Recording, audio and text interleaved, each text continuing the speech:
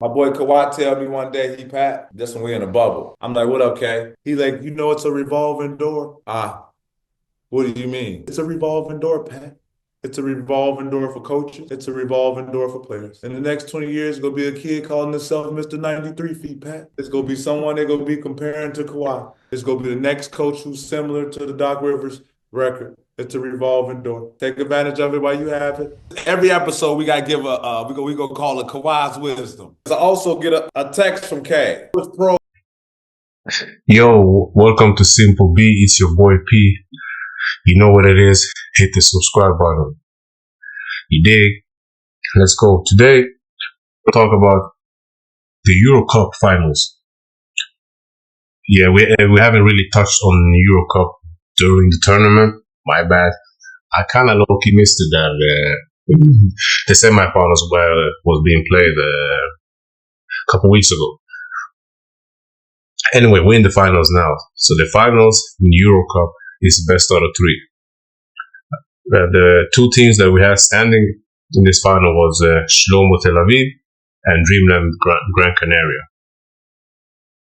To be honest, I wasn't really familiar with none of the teams. Like I haven't followed the journey or nothing like that. But I felt like at least when we had the finals, at least I can watch the finals and share my thoughts on the finals. Like I said, I will be sharing a lot of European basketball content. Of course, maybe Asia too, but we're gonna see about that when the time comes. But for right now, I'm focused on the NBA and Europe. So let's start with this game. It's a lot of topics we're going to cover. By the way, we're going to talk. I'm a little off because I just found out about the Malone situation right now. So it's like, okay, I just found that out, but now I got to talk about another game. But we're going to get into the NBA stuff to talk about the coaches specifically. I'm not going to talk that much about games. I'm going to focus on those two parts. Anyway, let's go. Yeah, so this game, I don't know who's the better team, to be honest.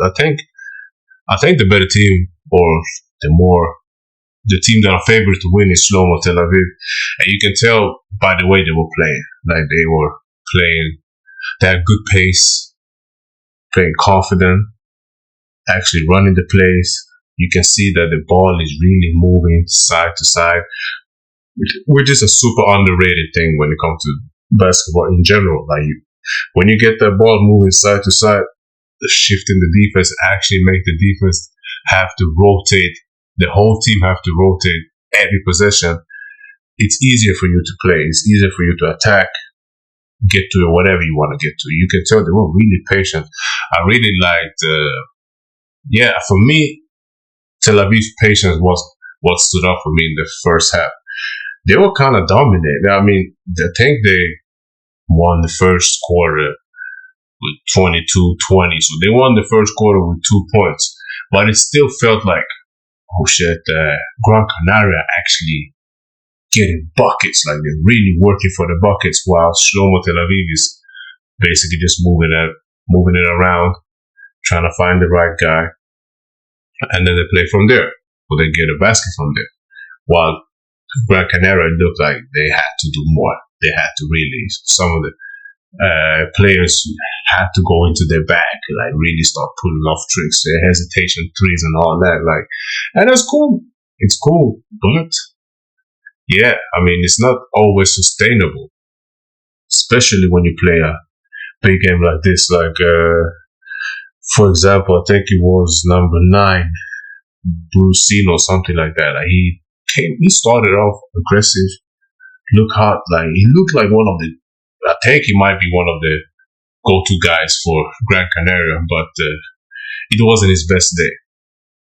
I think he ended up with 6 points or something like that. Got like 2 big threes in that first quarter. But then after that, I think they took the 3 away, and then he had some turnovers. Like it wasn't kind of out of rhythm. But for me, from what I like from Dreamland, they were only down 1-2 after the first quarter, and they were only down, I think, 3 at halftime. So Shlomo Tel Aviv went into halftime with a 3-point lead. But the reason why they were only able to just have that small of a lead was, I felt that when was a guy, I forgot his name, George Condit IV, something like that. He came in, he had a really nice energy for the team. Like the way I don't understand why he's not a starter. To me, he looks like a starter. Like you can tell why the way he's walking on the floor, the way he carries himself, possession for possession, he's really out there moving, battling for position. If you don't got the position, you're going to see him sprint to set the screen. Like, it's a difference between jogging and setting a screen, or walking to set a screen, or actually sprinting to set a screen. And you roll full speed to the basket, even if you know you might not get the ball. And when you don't get the ball, you can tell he was sprinted to the other side, setting another ball screen. Like he was moving. His ass off. Yeah, shit, Paul, I like that. So he was really working, and he got offensive rebounds. I think he ended up with I think the first half he probably had like 6 points, 4 rebounds, which is not a big stat in some leagues or with the way some people see. But for me, that stood out right away. He was the only player that I really felt like the first half was actually played good for Gran Canaria. It gave them a little spark, confidence, kept them in the game. Why coach didn't play him more, I don't know. I haven't watched him the whole season. Maybe he's not the smartest player or something. I don't know. And one time I saw when he actually rolled to the basket, he caught it. Pick and roll, he rolled, caught the ball on with a double team. The way he hit that pass to the 3, it didn't look like an accident. It looked like a guy that's really comfortable actually catching the ball on the roll with 2 person on them and making the right decision. So shout out to him. I like him and big up to him. He did a great job. And now go over to the second half. Jonathan Mosey. Jonathan Mosey for Shlomo Tel Aviv. See, Gran Canaria they were trapping a lot of screens. And I think Tel Aviv's game plan was probably maybe the guards are basically the driving force. And they kind of expected the guards maybe to have a big game, especially on a game 1. But that's when the adjustment came in. You can tell that they probably told Jonathan Mosley, or Motley, my bad.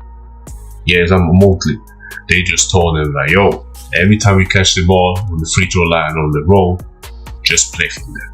Like he was Euro stepping them like she was nothing. Everything was a Euro step up and under between the blah blah blah. Like he was moving. Like you can tell that he came out the third quarter like, yeah, I'm gonna take over this game. And he literally took over the third quarter. Like he took over the third quarter. They went in with a 3-point lead at halftime. But when he came out, and the way he came out in the third quarter, I think he pushed the lead to like 12 points right away. So a shout out to Jonathan Motley. I think he got the player of the game, or I hope he got the player of the game, because he was definitely the player of the game this game. Ended up with 18 points, 4 boards, 3 assists. Like, he was doing a little bit of everything, but he was aggressive. And you could tell on the second half, he was like, every time I get it, now I'm going to work. I'm going to go into my bag. Even if he didn't just score on the roll, he was catching the ball on the block. And you could tell he was looking. He was looking now to capitalize off the matchups that he probably had, the way he felt about the match. And I think the guy George Condit IV would probably do a better job if he was guarding him, but that's what Gran Canaria to figure out, because I don't think he would have that big game if actually Condit IV guarded him. But at the same time, Shlomo Tel Aviv, they look stacked, man. They look like a team that been there before. I don't know if they were in EuroLeague last year and dropped to Eurocup or whatever it is, but you can tell that the body language of the players looks like, yeah, we've been there before. We're about to get this finals. Like, this finals is ours. That's the way they carry us. But it's best out of 3. They had home court first game. Second game, who knows? and Antonio Blakeney, he came alive. He was one of the star watchers, key matchups, all that they were talking about before the game. And he came alive. He was working, like he was just attacking. He's supposed to be a 3-point shooter, I think, but he was. You see, at least he recognized that my three is not falling today. That he could tell he was attacking every closeout, attacking, possession for possession, which was really nice. So shout out to Antonio Blakeney. Y'all probably don't know who I'm talking about, but that's the point of this channel too. That we gotta put more eyes on the players out here hustling in Europe, because the hoopers out there, they're going through some stuff that people couldn't even imagine what you have to go through as a pro just to survive for a season. So shout out to all of them. So that's why I feel like it's nice to actually acknowledge it in general. So, but of course, Tel Aviv won the game. After third quarter, they had control. Canaria, like, here's the thing. After watching the whole game, it felt like a dominant win. Even if the scoreboard was only, I think it was 13 points. No, it was a 9-point game, the final score. But in the game, when watching the game, it felt like 10 to 15 points. The way they were playing, both teams. Shout out both teams. So, but for me, it's best out of 3. You gotta play chess. So, what Gran Canaria are going to do next game? We only got one more game left if they lose. So to tie the series, from what I see, I think Gran Canaria they gotta move the ball back. Like, you can tell somehow, like, I don't know how the sets work or the motion, like, it wasn't flowing. Like, the passing game it wasn't even there at all. It was basically one pass, look for 2 seconds, what I'm about to do, swing it, one pass, another pass, looking, okay, you know what, set the screen, okay, we don't get the mismatch, fuck it, I'm just gonna shoot some haymaker. Like, that's the way it looked the whole second half. In first half, it was kind of the same, but shit was going in. So that's why they gotta work on that. They gotta work on the passing game, moving the ball faster, be more decisive on everything they're doing. If you're going to attack.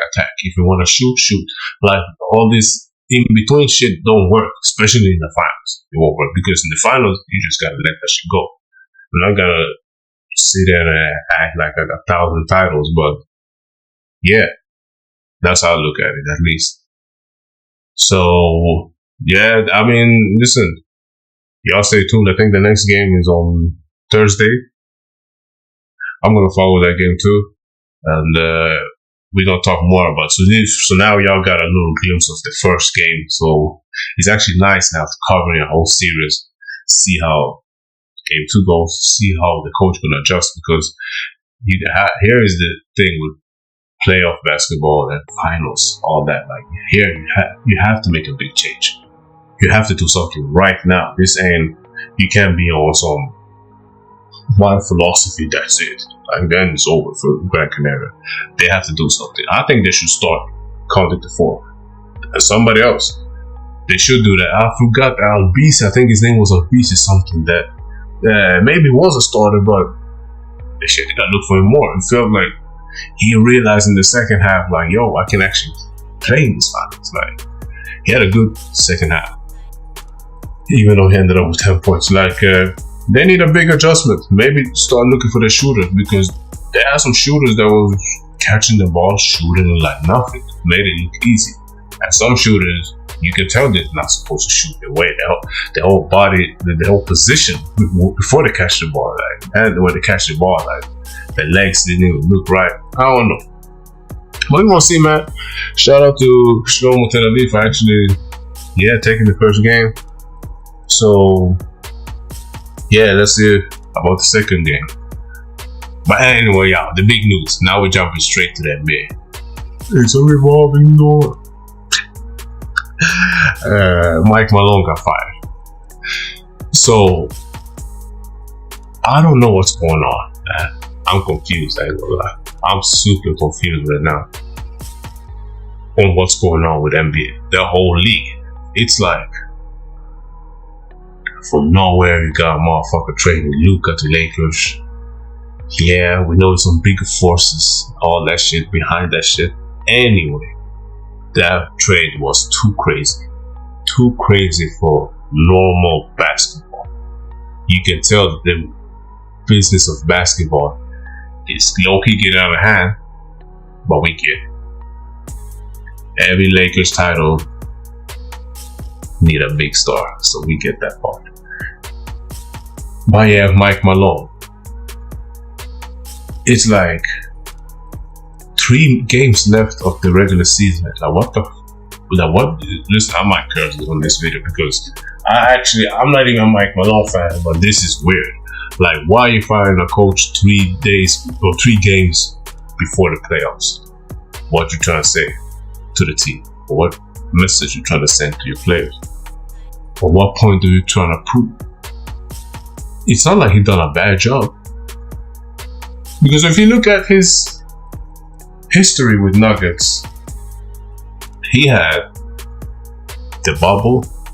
I mean, first of all, yeah, he made Jokic and Jamal Murray. He took that from boys to men, okay? Raising those 2 players and other players. And then y'all go to the bubble and lose against the Lakers, LeBron James, which is not bad, especially with that team that Lakers had.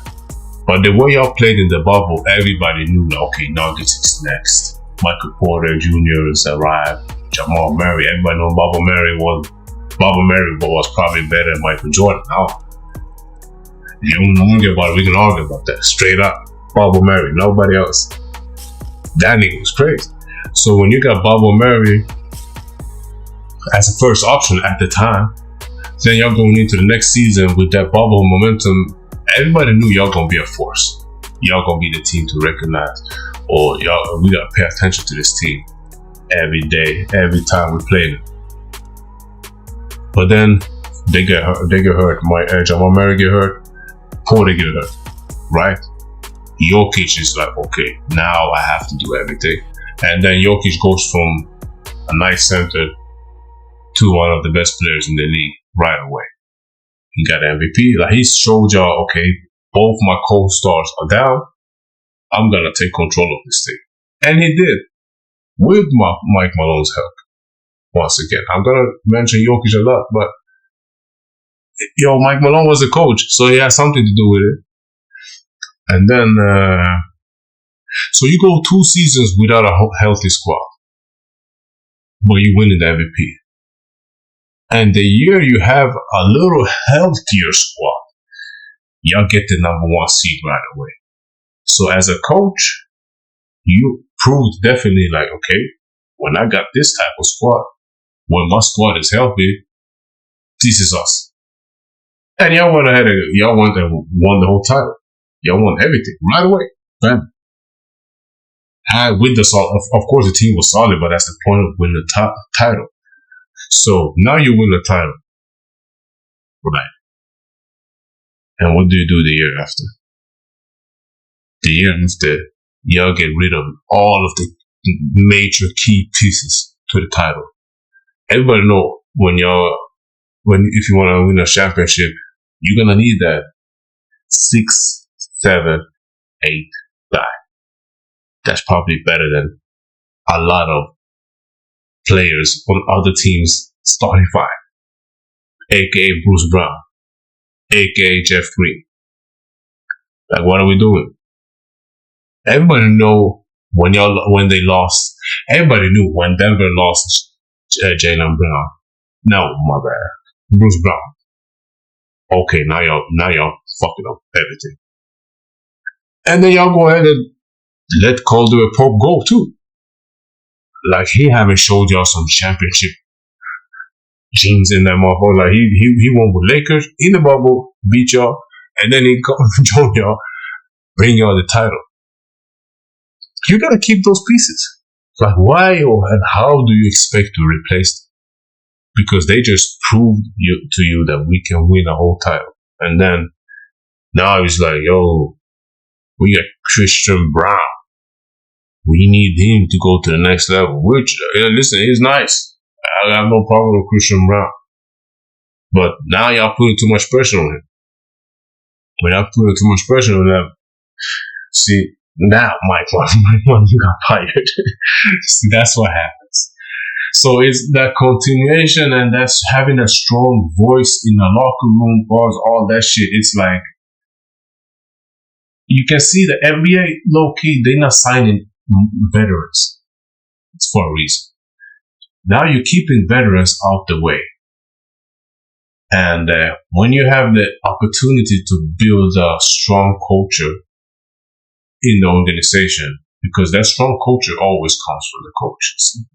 I mean, if you're Miami Heat, that is Pat Riley. But you have Spoelstra too. Like, that's every team that have a strong culture, you can tell it starts with the coach. At least in history, when you look at Spurs, you got Greg Popovich, right? That's a culture right there. Like, you can tell, like, when you walk in, the way the team or the general manager, president support him, they just give him free hands. Every player that walking into that locker room knows, I just gotta listen to him, because they listen to him, Tim Duncan listen to him, and in this case, it was Jokic listen to him, Jamal Murray's listen to him, Porter's listen to him. Like, Mike Malone is a strong character. You can tell that dude that's a man. That's a real man. So when you get rid of voices like that or leaders like that, you think that's gonna strengthen the culture? The same goes for Mike Brown, but he don't got a title as a head coach, so we can let that shit go a little bit. But it was kind of the same. When Mike Brown got to Sacramento, it was all about, oh, he turned this thing around. And now you expect everybody to win titles all the time. Like, everybody can't win. There's only one team that's going to hold the trophy at the end of the day. It's like they're not realizing. You know what? It's actually nice to go to conference finals 5 years in a row, if y'all can. I'll take that. Why not? And y'all can rebuild whatever. Profits coming in anyway. It's NBA, man. What we're talking about. So, y'all get rid of Mike Malone. Mike Brown. All these Mike niggas, man, they get fired like nothing. And y'all see where Sacramento is right now. Even if they have one of my favorite players, DeMar DeRozan, Doug Christie as a coach, it's not like they got a bad replacement, but it's not. It was just wrong. Y'all should have kept him. Y'all know that. Especially when you get rid of somebody like Fox, and now nobody can complain. And then you still have Mike Brown. He'd been there for a minute. He was coach of the year. So there is no little superstar rookie that's going to come in and talk back to him. I don't know. I'm not a GM. I don't know what the hell is going on. What pressure, or if they got a deadline. Like, if you don't give us titles in 2 years, nigga, you fired. Something like that must be going on. And the same goes to Taylor Jenkins. Established the Grizzlies culture, like kept that culture strong after the Tony Allen's Z-Boy era. Like, it's not easy to fill those shoes, because they felt like when they were there, even if they didn't win a title, it felt like they brought a title to that building. The way they represented Memphis, the way they actually made Memphis. They created a whole identity that was rugged, tough, blah, blah, blah. Even if they fucked up when they traded Rudy Gay, but shit. Y'all get that as business, but damn, y'all fucked up when y'all traded that thing. So, Taylor Jenkins getting fired at 9 games left. Mike Malone, 3 games left. Everybody know these Western Conference playoffs supposed to be a bloodbath, but now coaches is getting fired before the playoffs start. So what are you doing? Did y'all expect Memphis to win the title? I don't know. Maybe y'all did. I didn't. So, if y'all didn't expect them to win a title, on the end of this year, it's like, why y'all firing a coach like that? But, yeah, I'm confused, man. Let me know what y'all think about the Eurocup game, first of all. And let me know what y'all think about the Mike Malone situation. Mike Malone situation was weird. So on the next upcoming video, we are actually closing into, or we are close to the end of regular season in the NBA and start of the playoff season. EuroLeague soon. So it's gonna be a lot. It's gonna be a lot covering. But with that said, before the NBA playoffs start, I just let y'all know in advance. We're gonna do a little special thing when it comes. I'm not gonna give you a full playoff prediction. I think this team is going to second round. This team is going to blah blah blah. We all know Boston is the best team in the East. Probably the best team in the league. Like I said, they just standing and looking at everybody like, yo, who wants? Because if Boston are healthy, they're gonna win. But anyway, so what we're gonna do, upcoming videos, I'm gonna give y'all maybe 5 teams from the Western Conference, and I'm gonna point out one player that's gonna be the reason why that team can go to the finals. Shit like that. Maybe expose a little bit, but yeah, so y'all see how we doing, man. Everybody, yo, keep subscribing, share our channel. You know what it is. We got game 2 on Thursday. It's a bunch of EuroLeague games on Thursday, actually. So Thursday is gonna be lit. It's gonna be lit, super basketball day for me, actually. So y'all just stay tuned. Friday morning, y'all gotta get a hell of a video. You know what it is. Hit the subscribe button. Peace.